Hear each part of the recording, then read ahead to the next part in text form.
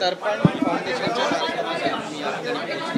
आणि महत्त्वाचा हा सगळा उपक्रम आहे, काय म्हणाल? कारण 18 वर्ष झाल्यानंतर मला असं वाटतं की हा अतिशय चांगला अशा प्रकारचा कार्यक्रम आहे।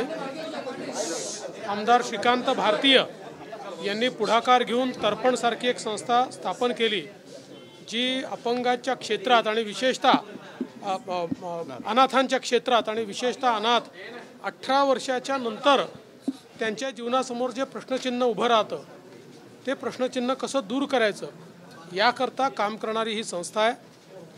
खरं म्हणजे यांच्या सगळ्यांच्या पाठपुराव्यामुळे अपंगांना 1% अनाथांना 1% आरक्षण हे आपण त्या ठिकाणी देऊ शकलेलो आहे। आणि आता रिसर्च फाउंडेशन जे सुरू झालेलं आहे ते मला असं वाटतं की हे जे क्षेत्र आहे या क्षेत्रामध्ये अतिशय मूलभूत अशा प्रकारच्या गोष्टींवर रिसर्च या ठिकाणी होईल आणि त्यातनं पॉलिसी फ्रेमिंग करण्याकरता आणि अनाथांच्या क्षेत्राला एक दिशा देण्याकरता एक महत्त्वाचं कार्य याच्या माध्यमातून होणार आहे। काय तुम्ही अजूनही पालकत्वाची वाट पाहताय? 95,000पेक्षा अधिकच्या कुटुंबाचे आयुष्य आनंदाने भरले आहे। आजच कॉल करा आणि मिळवा फर्टिलिटी ट्रीटमेंटवर सूट आणि सर्वांना द्या आनंदाची बातमी।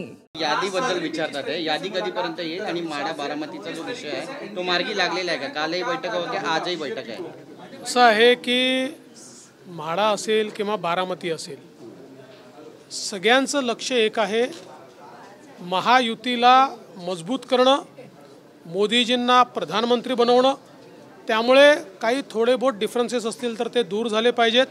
मी एवढंच म्हणेन, ज्या बैठका माझ्या झाल्या आहेत त्या सगळ्या अतिशय सकारात्मक झालेल्या आहेत।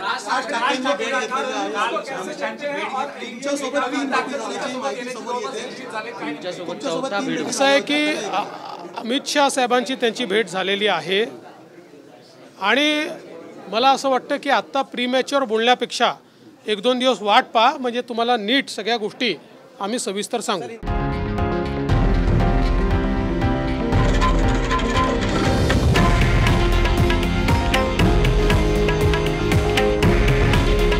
हे आहे देशातील नंबर 1 न्यूज नेटवर्क आणि आपण पाहत आहात TV9 मराठी।